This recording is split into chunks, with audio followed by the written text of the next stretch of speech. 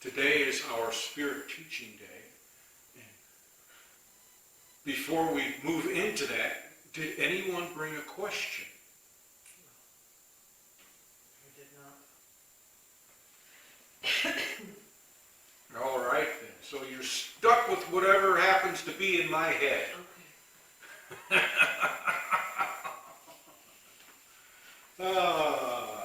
So let me take a drink here. I think a lot about the universe and all those unanswered questions. Like what? Would it be appropriate to ask something like that? Like what? Are there wormholes? Well, Are there different realms that we can pass through? yes. We just talked about wormholes, didn't we? Rachel brought it up. I know, but it's kind of a theory still, isn't it? It depends on how you choose to approach it. If you want to approach it from a scientific vantage point, then yes, it is a theory. But if you want to approach it from and I will use this term loosely, from a spiritual vantage point, to where it's based on experiential, then yes, they do exist. Well, they have to, since I've had those experiences. You say you answered your own question. I always do. Eventually. So there is a type. There is a type. But let's, keep that in mind and let's explore it further and see if there's something else there, because I feel more on the tip of my tongue and I just want to dive right into it. I think just based on the very few experiences I've had, it's like these entities have come into our realm, but I don't think I've had the experience of going into their realm. Or No, you have not. So I don't know You have not. if that can be explained. Much of the teachings of the Kabbalah, which is esoteric teachings, and some of that is encompassed in the Bible. For instance, the ascension of Elijah implies exactly what you are proposing there. What they call the fallen angels in the book of Enoch, the angels that came down and took the daughters of men as wives and taught them agriculture, math, science, educated them, civilized them. Put it like that. They civilized mankind. That also suggests something coming from a different dimension into our dimension. And that our bodies, some of them may have been genetically created. Think of a species that may visit us. Think Star Trek.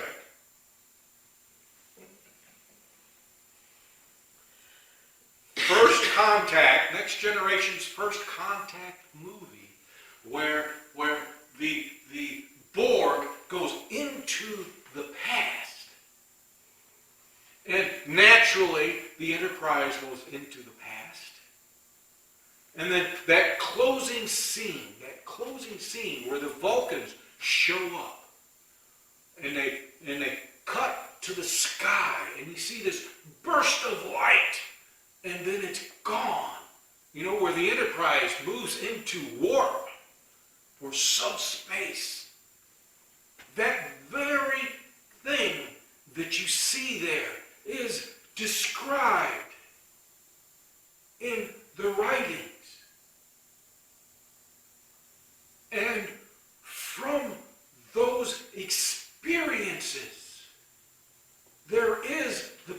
possibility of those creatures, those individuals, those entities, as you put it, come into this realm. And because they are of a different substance, they create something which will house their being. Much like you would put on a suit of clothing. This is why this body, this form, is called a temple. It's called a house, the mansion. In your Gospels, it is written of the many mansions. These are the mansions. It is very much possible. Can it be proven? No, not on a scientific basis.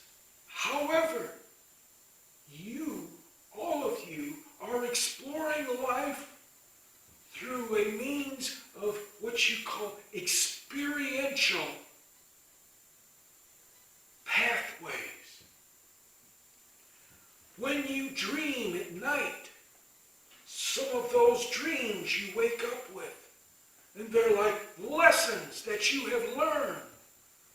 Other dreams are just mishmash, as you would put it, of events, interpretations of events. Other dreams are your souls moving from one aspect of life into another. While you are here in this form, life for you is linear. However, time does not exist in a linear fashion. Time exists merely from one point to another. It is a beginning and an end. That is how time is measured. One point to another, as this one put it. Gazing into a blackness. Gazing into that. What is it? One of your philosophers. You gaze into the abyss, and the abyss begins to gaze into you. It takes on a life of its own. It draws you in, just as this one described with the creature. You gaze into this loch, this dark water, and you begin to experience things. You see something moving beneath the surface, just beneath the surface. And that surface can be hundreds of miles away, not necessarily on this realm. What was it you said? A tunnel. What was that word you used? Wormhole. There's like 2 points, but I can't remember the name of it. I think it's the Cesian effect, it's called. Cesian I effect. think. When you move into what you call the quantum realm, there is no time. It simply is. And that's what all of you are seeking. That's what you are trying to return to. Is that what you call the quantum realm, that place of origin. You want to know God? That is where God dwells. And when you return to that realm, you will not meet God, because God is everything. And because God is everything, that means you are part of everything. That is truly the whole. Within your science, this quantum realm, and this quantum realm is the most tiniest place that can be measured. The head of a pin is huge in comparison. This realm is so small that it exists everywhere and nowhere at the same time. You cannot conceive of it. The mind cannot conceive of something that exists and does not exist at the same time. It is insanity. That is why it is so difficult to comprehend this idea of God, because your mind must have a point of origin and a point of exit. It cannot conceive of something that has neither. That is why so many of your temples, your people, become insane in your language. Because the only way to comprehend it is to move beyond thought.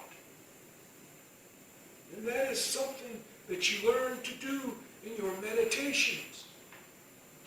What you experience in your meditations is separate from what you experience here, because substance is of a different nature.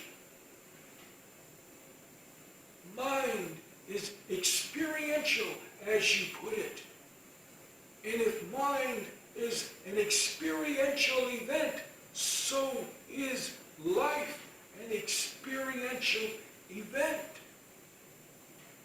You have this brain, and this brain can only interpret so much.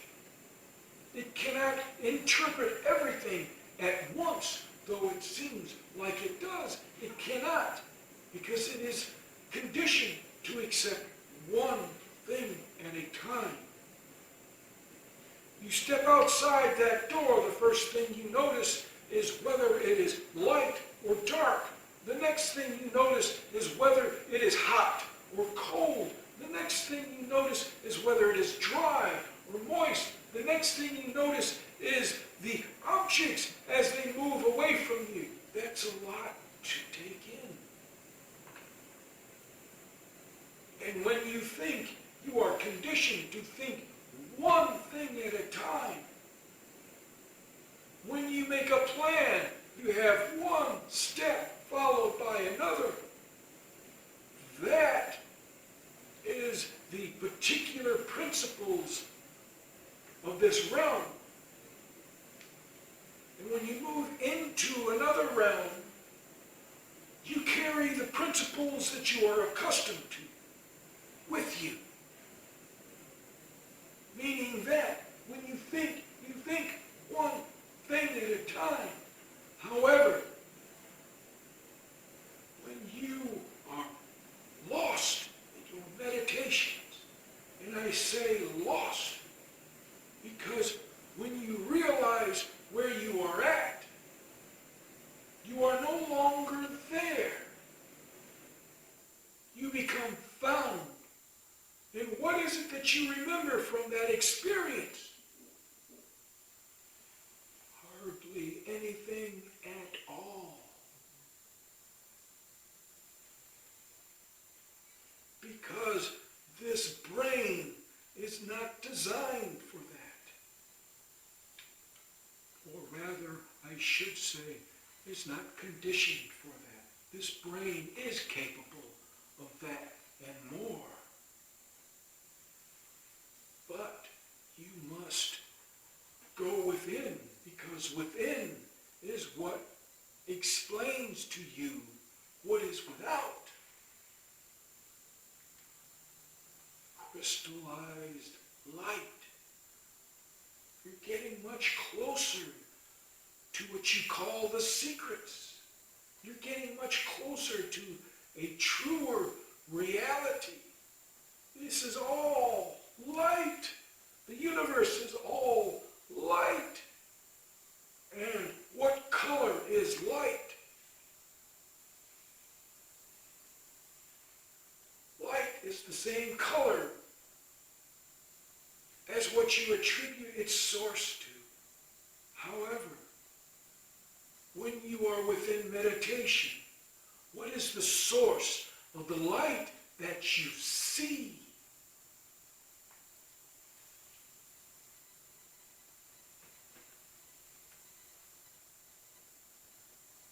This one asks about God.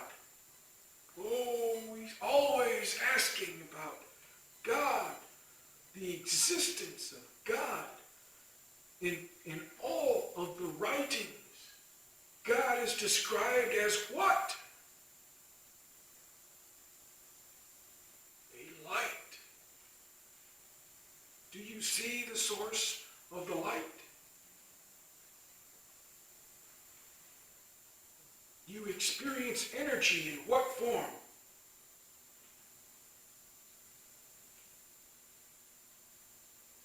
While it is resting, and as it is released.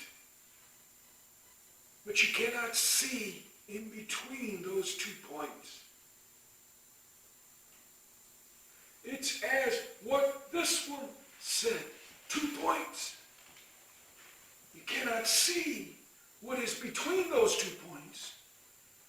But if you are at one point, you know what is at this end, and you see it out the other end, what is there, but you cannot see what is between the 2 points.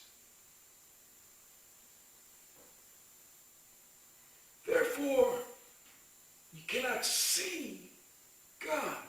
You can only experience what you call God. And some of you call this the goddess. In the past, it was Ishtar. It was Zeus. More recently, Yeshua. That is a popular one, Yeshua.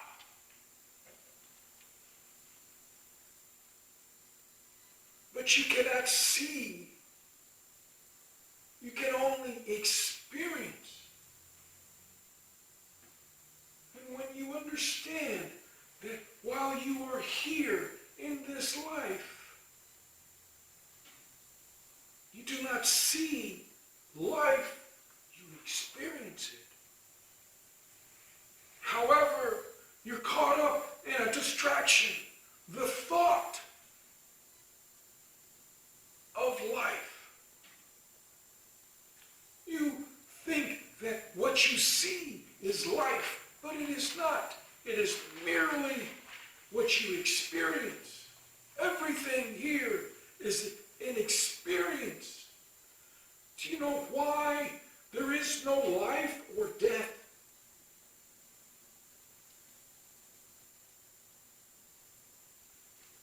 I just gave you the answer. Because it's just all an experience. Yes, it is an experience.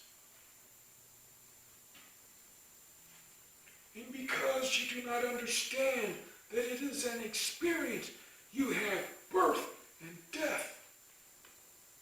You have passage. And then you have birth and death and passage. You always have stages. Eventually, you will discover that it is all the same. What is the cliche, 2 sides of the same coin? What does that mean? It's all one. Yes, it's a coin. And one side or the other side is merely your perception. Do you see both sides, when you have the coin on edge? No, What do you see? the edge. The edge. And how do you know it's a coin? Good question.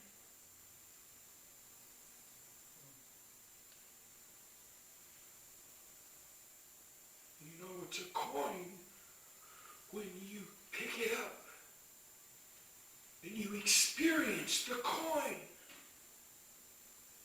the stamping, the metal, the temperature, how it looks. You experience that. It's like going outside. How do you know you're outside? You experience it. Yes. And what separates the inside from the outside? Experience of it. Walls. Wrong. No. Wrong. There is no inside or outside. The air you breathe is no different than the air outside, on the other side of the door. But you are here, and you must follow the rules that are here. But must you always adhere to them? Can you move beyond them?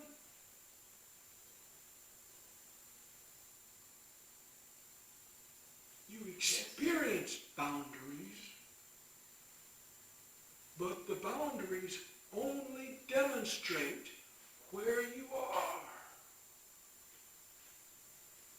They are reference points. Like everything else, you can't get anywhere without a reference point. Am I correct? Yes.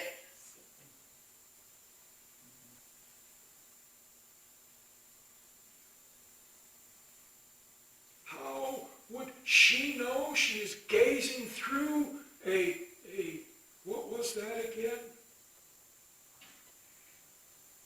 The name of it? Cesium Cesium. effect. How's that spelled? Starts with a C. I'll have to E-S-S-I-A-N. look up the name of it for sure. However, you can only see what's on the other side. And what is it that you are seeing on the other side? It is an experience. But the only way you know it is someplace else is because you have a reference point. And that is why you have life and death. Because you have reference points. Unfortunately, you are of the opinion that these reference points are more than just reference points. Beginning and end is simply a reference point. You begin to read a book. Where are you at when you begin? Beginning. And where is the beginning?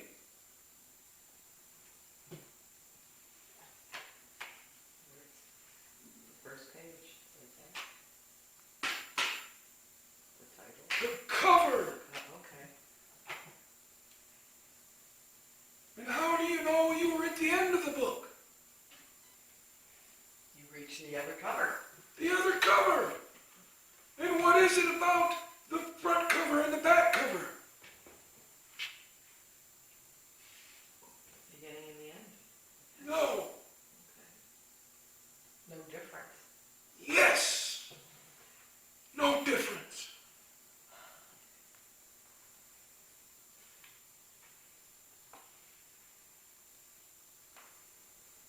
And as you exist in this realm, you must follow the principles of this realm. Each realm has its own principles. When you visit other realities in meditation, are you not bound by the principles of those realities?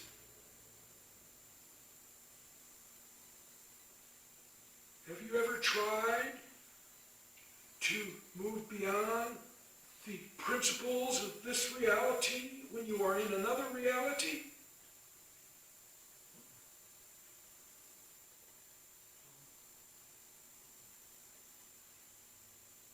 How do you do that? How do you do that? Yeah. You must first become aware that you are no longer in this reality, but that you are in another reality. I thought you said once you do that, then you kind of like wake up and you're already not there anymore. Ah, very good.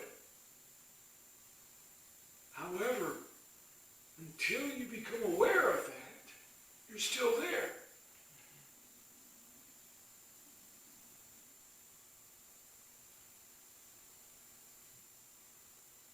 And because you are not aware of it, you don't carry these principles with you into the other reality. The only reality you are fully aware of, or perhaps not, is when you are dreaming.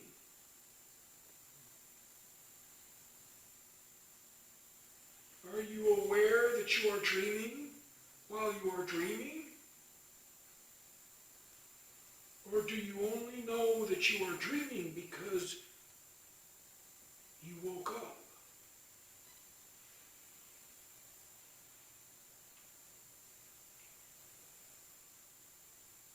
Something more for you to think about.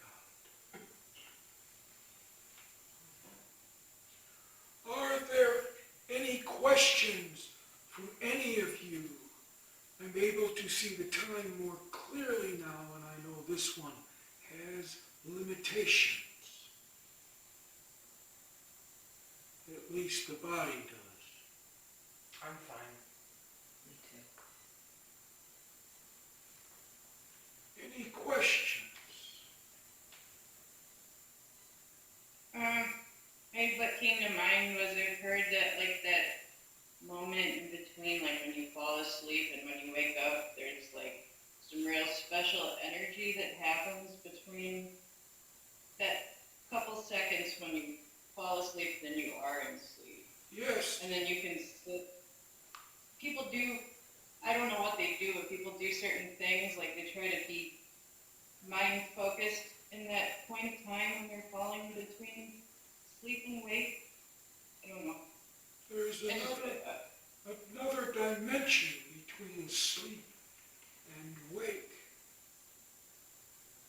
And there are teachings available that will guide you.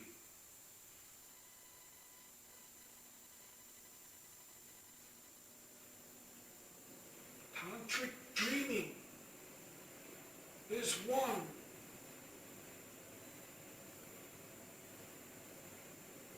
I believe there are also sources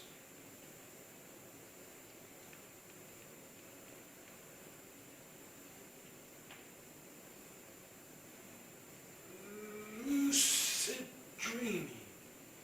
Yes. That is what you want. Not all of it is correct, but it will move you in the right direction. Remember, experience. You must experience.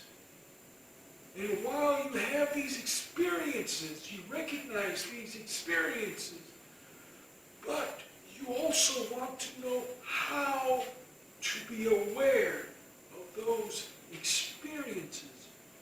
Otherwise, they may be utterly useless. That is the point of learning to focus the mind, so that you carry that awareness from one realm into the other, from one reality into the other. It is awareness that you should focus on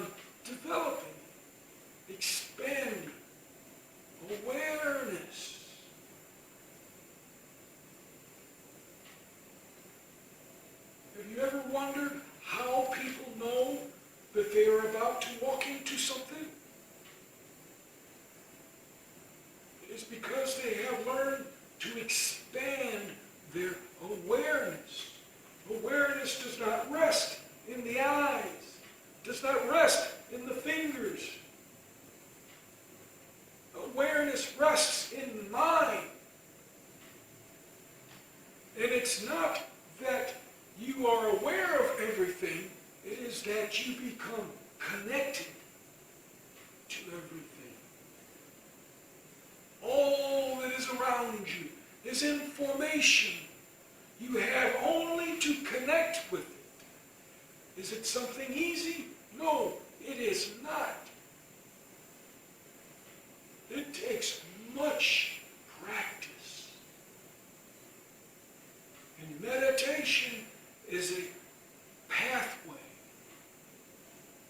Meditation is the development of focusing the mind, focusing your mind. There are many methods for focusing the mind.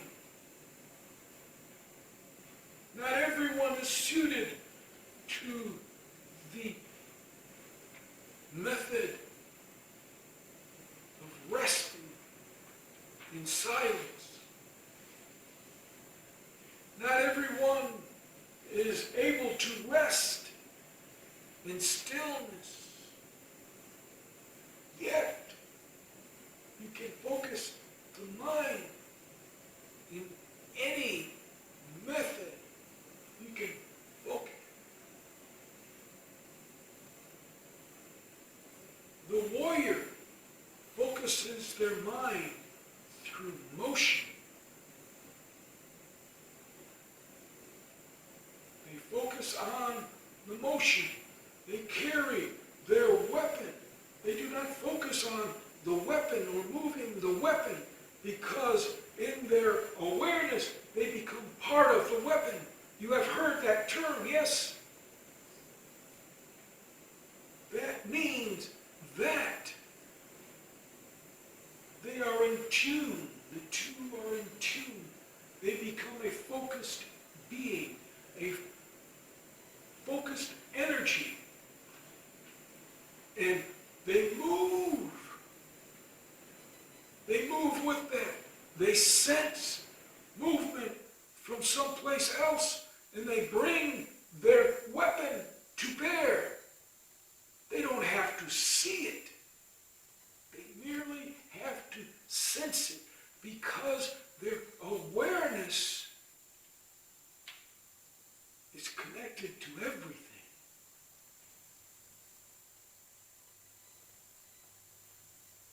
Now, you are not warriors. However, movement, what do? You run. That is movement. You focus the mind. That is meditation.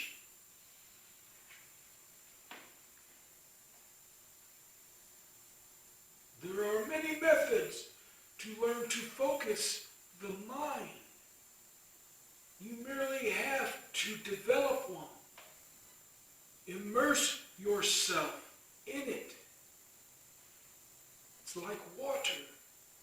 When you bathe, you immerse yourself in the water. However,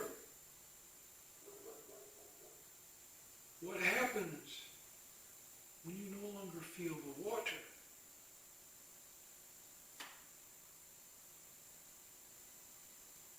What does that mean? One with it. Yes, you have done what? Immersed Yes. yourself in the water. Immerse yourself in all that is around you. Focusing the mind is the first step. You learn to immerse yourself. Most of the time you do not even realize what is happening.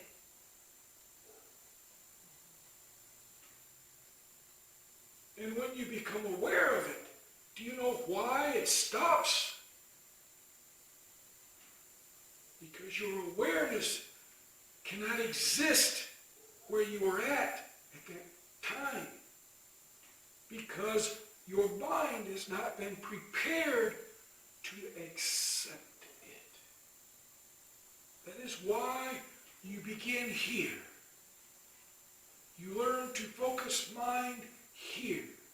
And as you focus mind here, you begin to immerse yourself in here.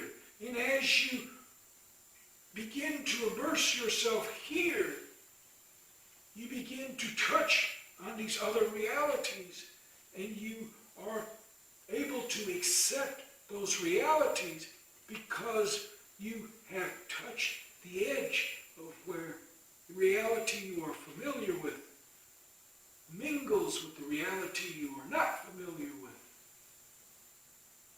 And you're able to move into it. What happens when you immerse yourself in a cold pool of water? You get out.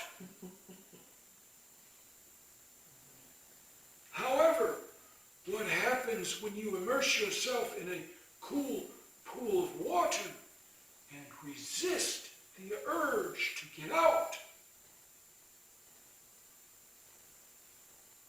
You no longer feel the coolness because you believe that either the water has acclimated to you or you have acclimated to the water. When in reality, the two have become one.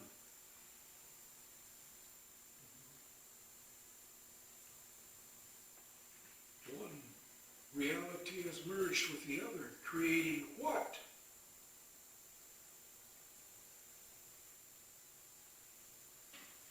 A new reality? Yes, a new reality.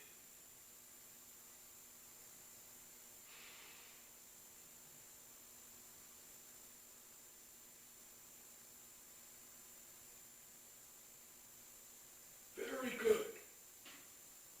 Very good. Very good. Very good. You are getting closer than you think. Good. Good.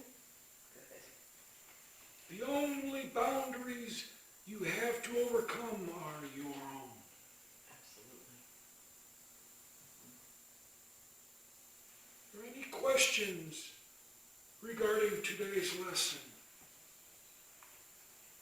Thank you. Thank you for inviting me.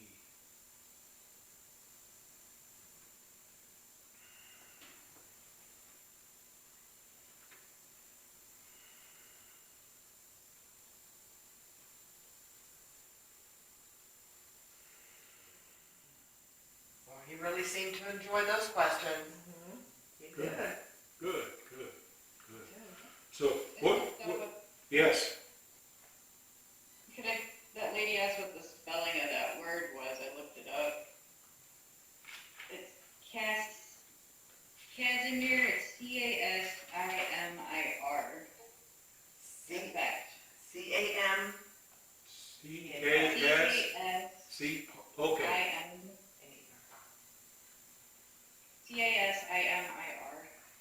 T-A-S.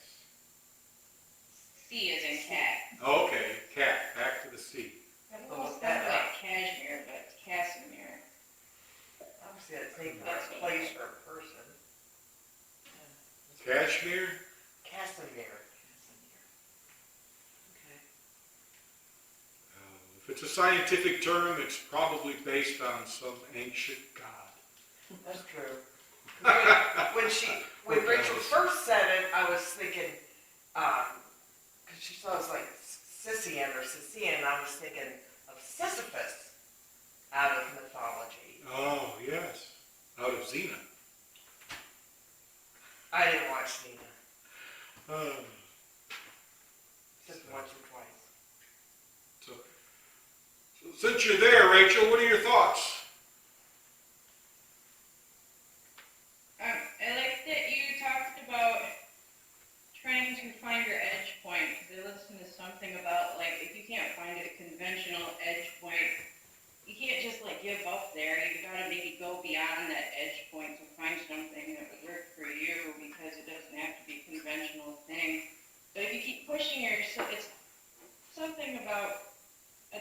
challenge that if you mentally sit and focus for 10 days on a way to find a better edge for something that works better for your life, you can maybe mentally push your bounds beyond that so you can find a better solution, essentially.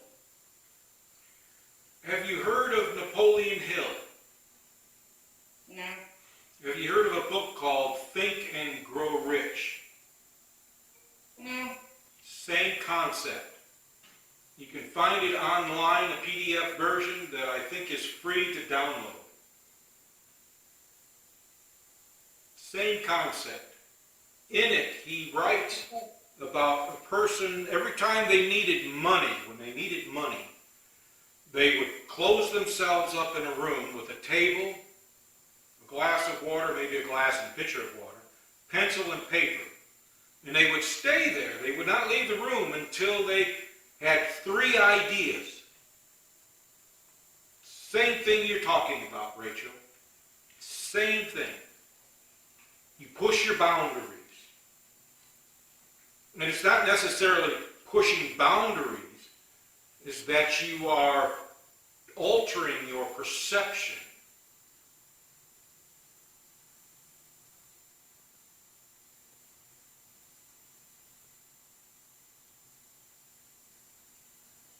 Well, while everybody's contemplating that,